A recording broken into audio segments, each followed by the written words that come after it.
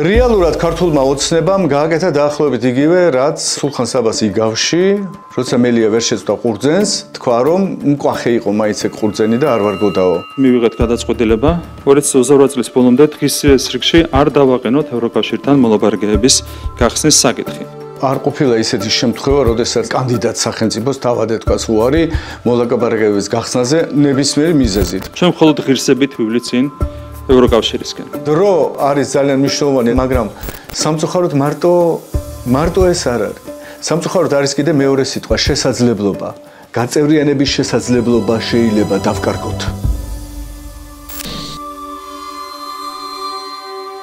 საქართველოს არსებული ხელისუფლება არ აპირებდა იმ პირობების შესრულებას, რომელსაც ევროკავშირი მოითხოვს გაწევრიანების მოლაპარაკებების გასახსნელად. რახანაც ამის შესრულებას არ აპირებდა, მაშინ ყველაფერი იყო ნათელი, რომ აი ახლა 16 დეკემბერს ჩატარებულ ევროპული საბჭოს ხდომაზე დადგინდებოდა, იქნებოდა გაჟღერებული ის, რომ საქართველო არ გადადის თქვათ ამ ეტაპზე. იმიტომ რომ ევროკავშირის დამფუძნებელ შეთანხმებაში ყველაზე მნიშვნელოვანი მეორე მუხლი ამბობს, რომ ევროკავშირის წევრი ქვეყანა პატივს სცემს აუცილებლად ადამიანის უფლებებს, კანონის უზენაესობას, დემოკრატიულ ღირებულებებს.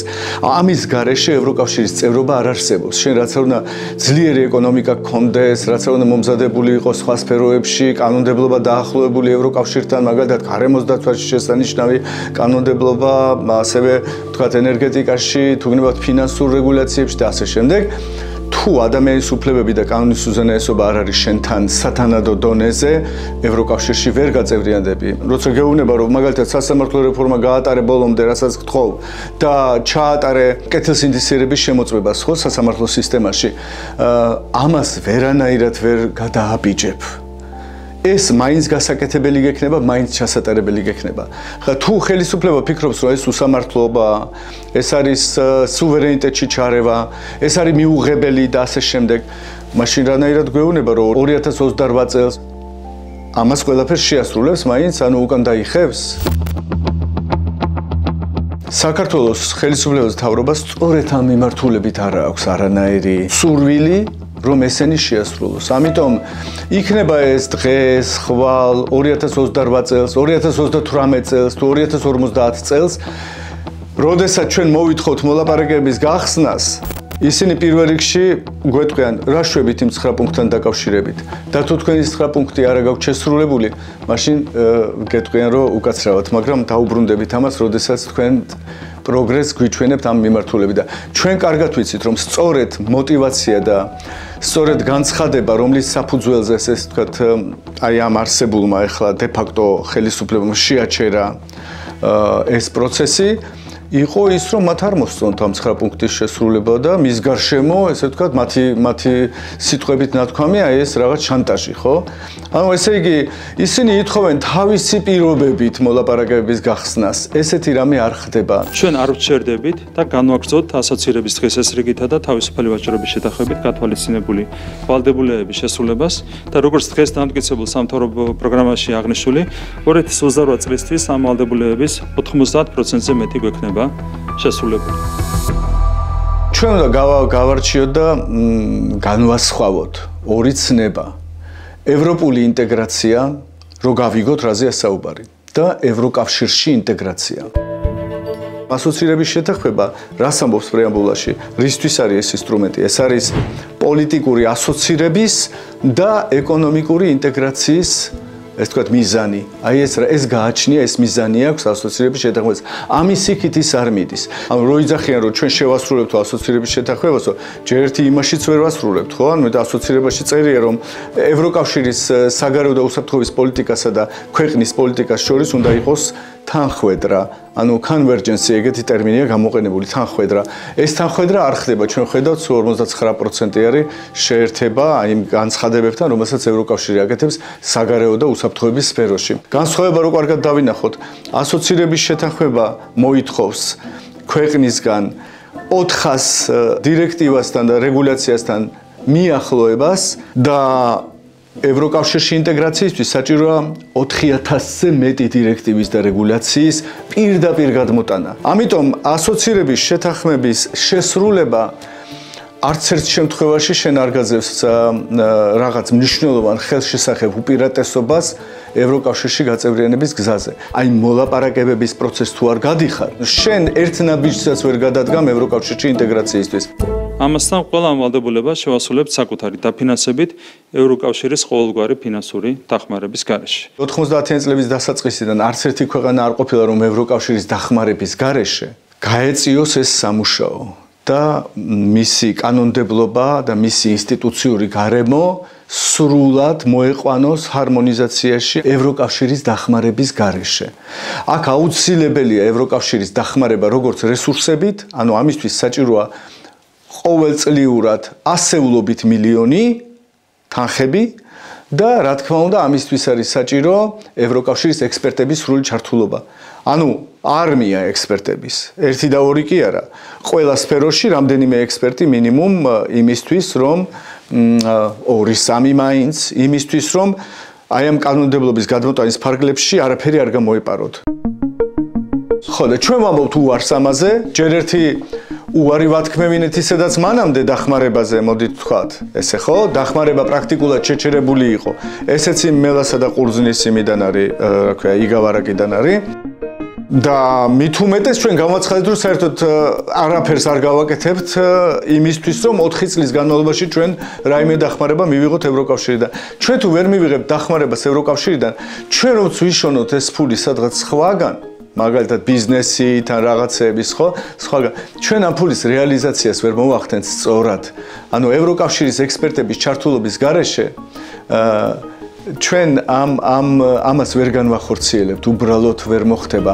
2030 წლისთვის საქართველო ყველა კანდიდატ ქვეყანაზე მეტად იქნება მზად ევროკავშირში გასაწევრიანებლად. 2028 წელს აცხადებ, რომ ეხლა მე მინდა გავხსნა მოლაპარაკებებიო. მოდით, გავჩერდებით იმაზე, რომ არავინ მოლაპარაკებებს არ გაგიხსნის ესე შენინებით. იქიდან უნდა იყოს ამაზე ნება და მოთხოვნილება, ხო? მაგრამ თქვათ გავხსნათ მოლაპარაკებებიო და შენ იყო უკეთ მზად, ვიდრე მოლდოვა ან უკრაინა, რომელიც ამ დახმარებას იღებს და რომელიც კონკრეტულად ძალიან მიზანმიმართულად მუშაობს ძალიან კონკრეტულ საკითხებზე ევროკავშირის, ესე ვთქვათ, ექსპერტებთან და შესაბამის სამსახურებთან, ევროკავშირის გენერალურ დირექტორატებთან მუდმივ კონტაქტში. ანუ ეს არის აბსოლუტურად ფანტასტიკური სიუჟეტი, უпростоრად სიურეალისტური, რომელიც წარმოუდგენელია, რომ როდისმე ვთქვათ შენი ხილო.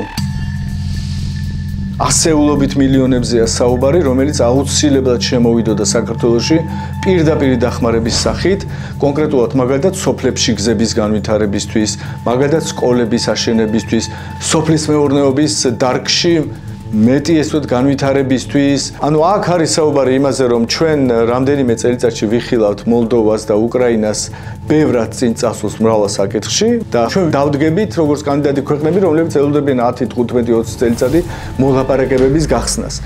ჩვენ ვერც კი წარმოგვიდგენია რა დიდი შანსი იყო ჩვენთვის მოცემული, როდესაც მოლაპარაკებების გახსნა შეიძლებოდა დაწყებულიყო, იმიტომ რომ ქვეყნები ზოგიერთი ამ მოლაპარაკებების გახსნას 10 წელი ელოდებოდნენ. 10 წელი. და ჩვენ მოლაპარაკებებს გვიხსნიდნენ უკვე კანდიდატის სტატუსის მინიჭებიდან 1 წელიწადში. 2028 წლის ბოლომდე უარს ვამბობთ ყოველგვარ საბიუჯეტო გრანტზე ევროკავშირის მხრიდან. ბალტიისპირეთის მაგალითი რო ავიღოთ, ხო? ბალტიისპირეთის ქვეყნები ევროკავშირში გაწევრიანებამდე გააორმაგეს თავისი მთლიანი შიდა პროდუქტი. გააორმაგეს.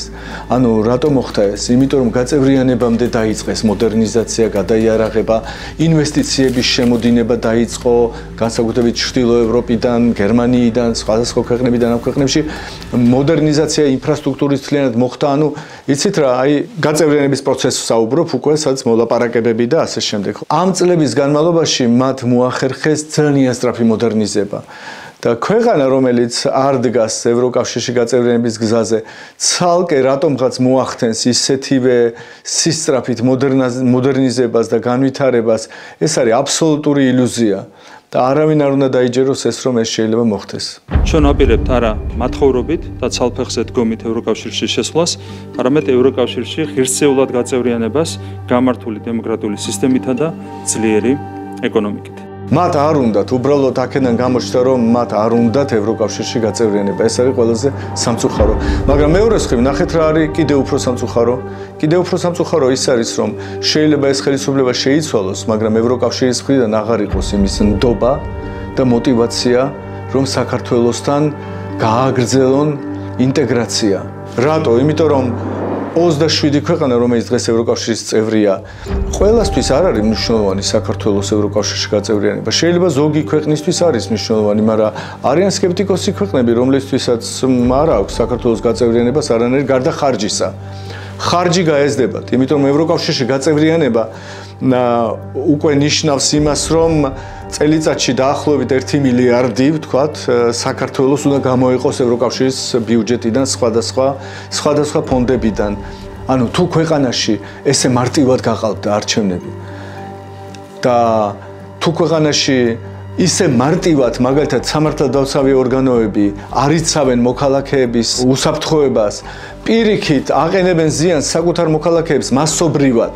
წარმოიდგინეთ ახლა ევროკავშირის მხრიდან დანახული ეს პროცესი, ანუ ხედავენ ქვეყანას, სადაც ხალხს უნდა ევროკავშირი, მაგრამ ინსტიტუტები ვერ აუშენებიათ აქამდე. ანუ თურმე ეს ინსტიტუტები ძალიან მყიფე ყოფილა. თურმე პოლიციელი არ არის მისი შეგნება, ისი აღზრდილი, რომ მან ხელი არ აწიოს მშვიდობიანი მომიტინგის წინააღმდეგ, ხო? ანუ ეს ყველაფერი გამოჩნდა, გაიგეთ? ანუ აქ გამოჩნდა სისტემური ჩამორჩენები, რომლებიც ჩვენ გაგვაჩნდა, რომელიც დამალული იყო. იმიტომ რომ როცა აირია ეს სიტუაცია, ანუ ზედაპირზე ამოვიდა ყველა ის მანკიერება, რომელიც თურმე საზოგადოებაში იყო დამალული. აი ეხლა უკვე ევროკავშირი რა თქმა უნდა ოცნება წავა ხელისუფლებიდან და რა თქმა უნდა იქნებ მოვა ახალი ხელისუფლება, მაგრამ ევროკავშირიდან უკვე ამას შეხედავენ სხვა თვალით. ისინი უკვე ესე მარტივად ნდობას ვერ გამოიჩენენ. რა თქმა უნდა ისინი იქნებიან მთხილად, იმიტომ საუბარია ოჯახში შეშვებაზე, ხო? საუბარია იმაზე, რომ შენ შემოყავს შენ ოჯახში ქვეყანა, რომელიც შიგნით არ არის მზად.